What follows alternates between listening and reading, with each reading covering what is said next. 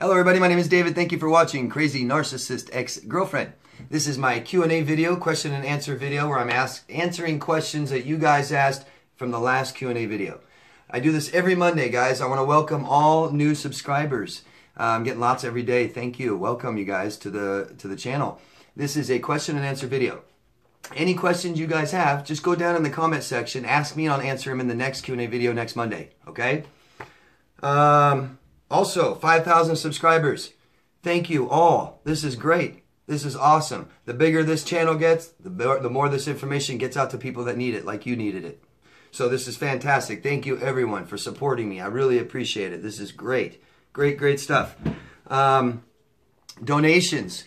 Great donations this week. Thank you so much, everyone. Tanya, Crystal, Pauline, and Willa. Again, thank you so much, everyone. You know, more than anything, it doesn't matter what the amount is. You know, I'm not asking for this, but I really appreciate you guys giving me this. Thank you very much. As you know, I don't put ads or commercials in my videos, so I don't make any money doing this.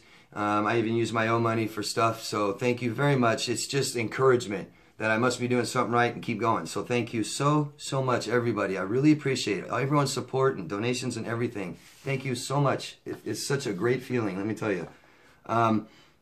And then also locations. If you guys could ask me questions and just tell us where you're from. Just tell us the country or state, city, whatever you want to give away, just so we know kind of where you guys are coming from. I think it's interesting, so do a lot of other people. And if you could, follow me on Facebook. If you could, really appreciate it. I'm on Facebook trying to do things and posting things. If you could just follow me, I'd really appreciate that too. Thank you, everyone.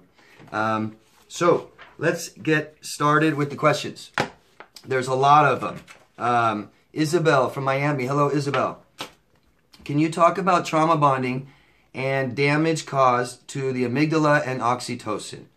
Okay, so trauma bonding, it's basically when you have somebody that has gone through the similar things that you have, the trauma, and you guys tend to kind of form a relationship based on that trauma. And that's something that, you know, we really shouldn't do. You know, even if you were to meet someone, even if you're suffering from trauma, and you were to meet someone, say, in this community suffering from trauma, try to keep your guys' issues separate. Seek help from other people, different people. You know, and then you can talk about your treatment and your recovery and stuff like that. And you can even talk about your past, but it's better to go over your past with somebody else first that can really have some insight, some help, someone that has some knowledge and experience with this kind of stuff and can kind of direct you on where to go. And then, you know, and you certainly shouldn't start a relationship based on trauma, right? So, you know, these borderlines that come out and tell you, oh, so-and-so hurt me and I've been hurt by, I just got out of this bad. And I know you've gotten out of a bad relationship too just now, but don't form or base a relationship or begin anything based on that, okay? It doesn't work out. The damage caused to your amygdala. So your amygdala responds to stress and it shrinks and swells, and that kind of causes damage to your brain. It kills neurons and stuff like that. There's other things that go on too. You have different parts that are responsible for your emotions, and those get deflated. I've even been told that a lot that antidepressants won't work when certain parts of your brain aren't responding. And then oxytocin is a hormone. They call it the love hormone. When you are stressed, and let me tell you, oxytocin in females, as you get older, it decreases. It is something that usually is a large part in helping you bear children and bore children, but it also has a lot to do with the connection, sexual chemistry with another person. You know, basically after this relationship, your oxytocin levels are low. Everyone's are low because of this kind of stress, this emotional stress. One of the best things you can do to recover from these is to raise oxytocin levels naturally. And that's how you look in people's eyes and you engage with people and you touch people and you hug them and you kiss them and you tell them you love them and you give gifts. Dogs raise oxytocin, everyone. Dogs are amazing. Okay, if you don't have a dog, get one. Adopt a dog. Millions of dogs out there being put to sleep all the time. Dogs being put to sleep every single day. They need homes. Okay, they need to love somebody, and you need to love someone. Get a dog. They're great. Fantastic. I hope that helps, Isabel. Lisa from Ohio. Hello, Lisa. Can you talk more about how the victim that hurt the most was the best supply? Yeah, I've said that before. And basically what I mean is, I just am saying, it seems like the person that hurt the most out of this, in other words, a narcissist has lots of victims, right? But it seems like the one that really hurt the most seems to be the one that was the best supply, because that's the one the narcissist stayed with the longest. That's the one the narcissist was most cruel to. That's why you have the most damage, you know, especially borderline. It seems like the longer you stay with the borderline and you're on that hamster wheel in their head, the more damage you have to your head. Okay? Lucius from Memphis, Tennessee. Hello, Lucius. After 8 months of the relationship ended and 3 months of no contact, it still kills me to see her with the new supply. Yeah, you know, I know it does, Lucius. And the best thing to do is you have to realize that she is also an entire part of your life that you need to leave behind. You need to recognize that if you are with somebody like this, that you are also unhealthy. And you just don't know. It's okay, I understand. And now you're doing what you have to. But you have to realize that you have to put her in that same category as your entire unhealthy life that you're leaving behind, that you have moved upwards and onwards, that you are now healthy, and you never want that life again. That's the way you have to look at this, guys. Okay? You have to look at the bad, because the good just really wasn't good. It wasn't healthy. It was an unhealthy good. Okay? That once you have that kind of mind frame, you'll realize, I don't want to be back there again. I don't want them again. Okay? If you are having troubles seeing that, if you're having trouble seeing that I don't want them again and I don't like them again and it kills me to see them with somebody else, that kind of stuff, you just aren't healing. You're recovering from this relationship, from your loss. You know, grieve. You got to go through different stages of grieving. You have to talk about this. That's the best thing you could do. I would guess, Lucius, you probably haven't been able to talk about this with anybody very much, because this would really help. Really, really help. You don't want this person back, so it can't hurt you or be jealous about them being with someone else. Be glad that they're with someone else. Be glad they're leaving you alone. You just have to tell yourself this. It helps and it works. You tell yourself what you want to think and how you want to feel. Okay? Trinket Star from Orange County, California. Hello, Trinket. Can the 5 stages of grief be applied to no contact coping skills? That's funny. I was just talking about grieving. So the 5 stages of grief are great. It is, you know, it's how we handle grief. It's 5 different ways we handle it. And you can see if any of that applies to you. Usually we fall into one of those categories, and that's how we deal with our grief. And I would imagine, you know, you have to grieve if you have a loss. If you love somebody and you're close to them, you lived with them, you're married to them, you have children, all these things, the relationship is over. Begin that grieving process. However you have to do it is great. These 5 stages, I believe, are nice. I think they work. What I've seen, and then they seem pretty good, pretty insightful. Check them out if you need to. Thank you. Michael from Pennsylvania. Hello, Michael. How can you tell the difference between a gold digger and narcissist? And I know you went more into that, but I mean, here again, it's like, okay, women, yes, some women are gold diggers. Some men are too. You know, people use people. Okay, people take what they can get. They use what they can get. People have entitlement issues and believe they deserve it. You know, I personally can't stand a woman that makes me feel like I have to pay for something or do anything for her. Have to. I like to do things. I like to open doors. I like to pull the chair out. I like to pay. That's just me. And if that was to make the girl I was with uncomfortable, that's fine. I don't have to do that. But I like to. But I definitely would never be with a gold digger. You know what I mean? But the difference, there is... I don't know. The gold digger could be a narcissist. The narcissists tend to be gold diggers, right? But not every gold digger is a narcissist. I don't know how much else to help with that. Ask me more about it, Michael, and I'll help you, okay? Thanks. Jennifer from New England. Hello, Jennifer. Thank you for answering my question. I noticed both us and narcissists come from shame. Is this a coincidence? No. And she had an earlier question I answered about how narcissists and us both come from shame. So, I mean, you have borderline narcissists, us, you know, a lot of people, most people have some degree of shame in their life from their childhood. Shame can come from single incidences. And I can't tell you what it is. It's all about how you feel. But it's also trauma. Shame comes with trauma, which would be traumatic childhood over years. And that comes, a lot of shame comes with that as well. That's what narcissists have. That's what we have. And it's not a coincidence. We both come out of there. And it's about how we handle our shame. Okay? So healthier people tend to resolve it somehow and talk about it and not carry it around with them forever and not drink and do drugs and work all the time and eating disorders and all these things. They deal with it. Us, we deal with shame. We think that we are less than equal.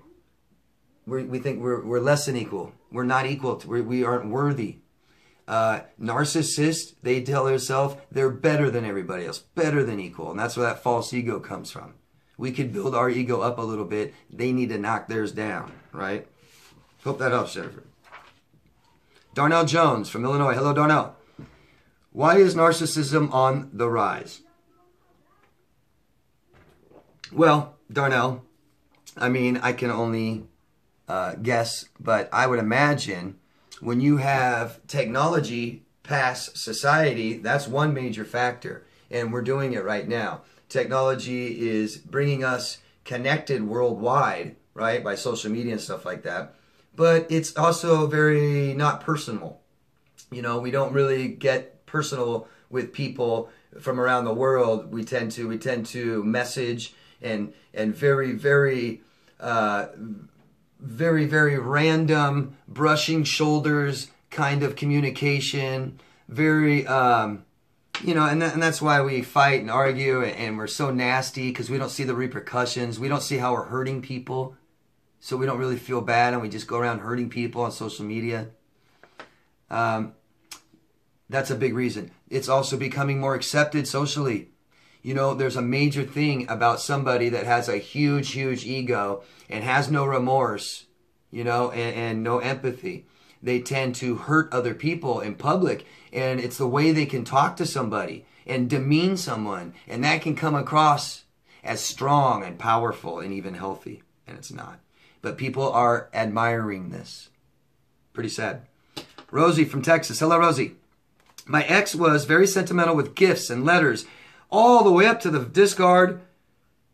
Is this abnormal for narcissists? No. No.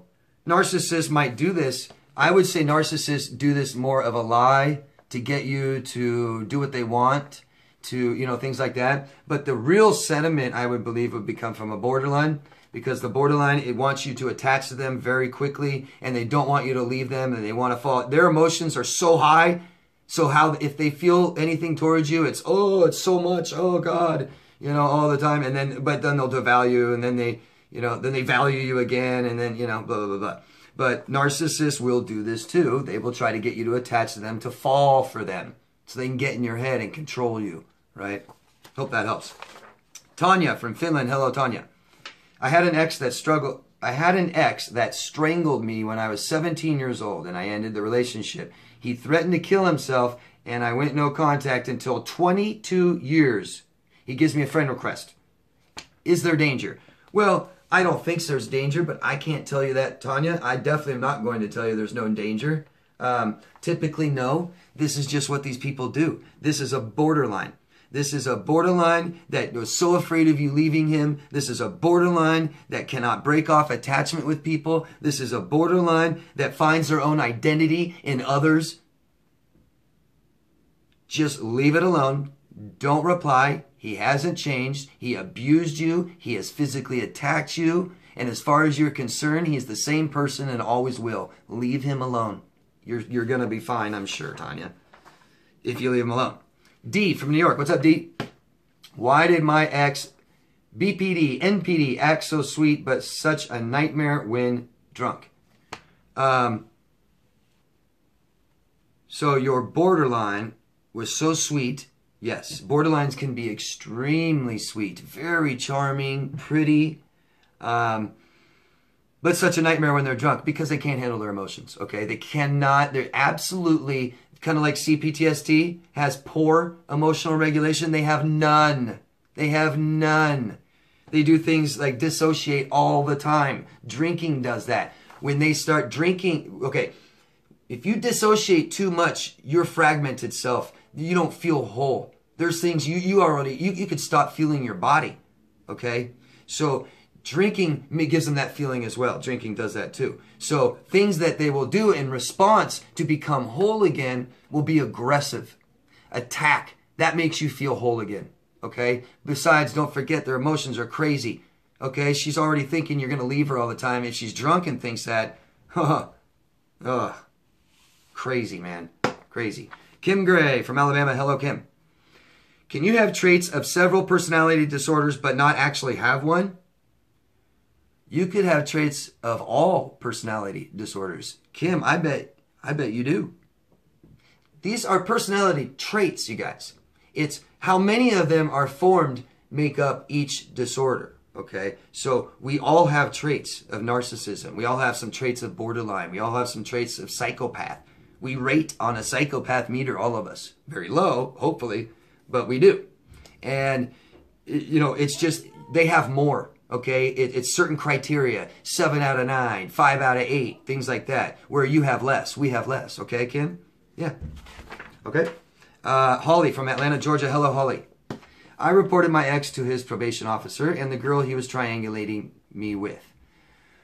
Will he hoover still? And I'm worried about what I did. Was I vindictive? Holly, you were never vindictive. To protect yourself and do what you need to do. You know, screw him. Screw these people, man. If they're abusive, screw them. Get them out of your life, okay? Do what you have to do to get them out of your life. I don't believe in revenge. Revenge is absolutely wrong, you know? But if that's what you had to do to get them out of your life, then that's what you had to do. This guy determined that, not you. These people determine. They escalate the fight. They escalate the physical violence. They escalate the threats. They escalate all of that. You need to get out. You do what you have to do to get out. And that's it. And you leave them alone. Okay? Not vindictive. Will he hoover still? Probably. I would never know that. Usually they do. I always say yes, they will, because I'm usually right. Because they usually do. Marla from Arizona. Hello, Marla. Why can't narcissists just come clean that they don't have empathy? Well, sometimes they do. I've heard of them saying it. I've never been told that, but I've seen them say it. I've seen them say it on TV. I've seen them say it. I've heard people tell me, yeah, my ex, you know, in the beginning of the relationship just looked at me and said, look, I don't have any empathy. Or, look, I just don't care about people. You know, things like that. They'll tell you. They know. But it doesn't serve them. In adolescence, they realize they're different. And then they also choose how to live their life. They have to survive, too. They have to get what they need. So being honest won't work. Jeannie from Alabama. How do I stop with the behaviors I learned while being abused by my ex? Such as apologizing for everything and anything. Well, Jeannie, this isn't because of your relationship. Okay? You got into a relationship with this guy because you have problems apologizing for everything and anything. Okay? And you have much more. There's much more to this than just apologizing. Okay? That's why you got into the relationship with him. You didn't pick all this up, and you don't feel this way just because of him. You got into the relationship with him because you feel this way. So the best thing you could do is get some kind of counseling or therapy. Talk to somebody that knows about this stuff. Take you back to your childhood. Build yourself back up. Teach you how to be in control of your emotions, and don't let them control you. Okay? Willa Barnes from New Jersey. Hello, Willa. How does going no contact affect your body? I would imagine good. You know, going no contact would affect your body. You know, you got to realize you're already in stress, right? And no contact is stress. No contact is hard. No contact hurts. How does it affect your body? It's better than contact. So let's say instead of good or bad, let's say better. All right? Thanks. Thank you, Willa. Jeanette Jordan from California. Hello, Jeanette.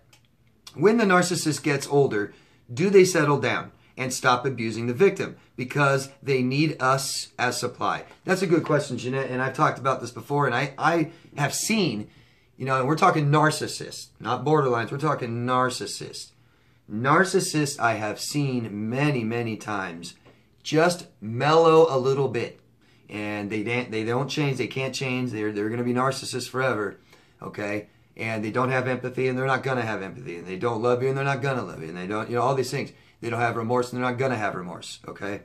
But as far as the abuse, I've seen them mellow out as they get old, and this is the time, you guys, you know, if you have a narcissistic parent, and they've caused all this damage from all this trauma, and you've dated more narcissists now because of all this, and I know it's impossible to talk to a narcissist and get them to take any blame, but you might be able to get somewhere with them when they're 60, 70 years old.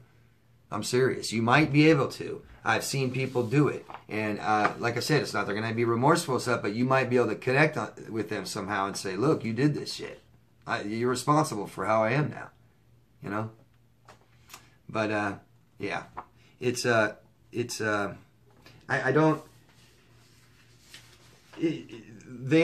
don't change who they are, their personality, but they do realize they're getting older, that they need people all the time, and they will do what they need to do to try and keep people. But more than anything, hormones decrease, and we all kind of act a little bit more mellow, right? So they do too.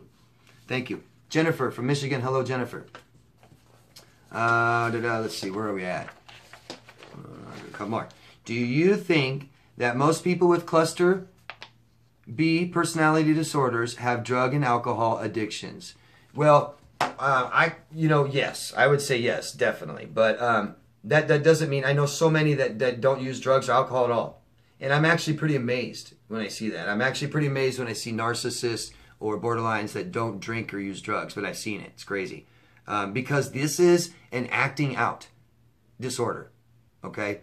The cluster Bs are acting outwards, how they feel. They're acting outwards. Drugs and alcohol and things like this cover up how they feel. Most of these people are all born in shame, and they cover that up, okay, with drugs and alcohol.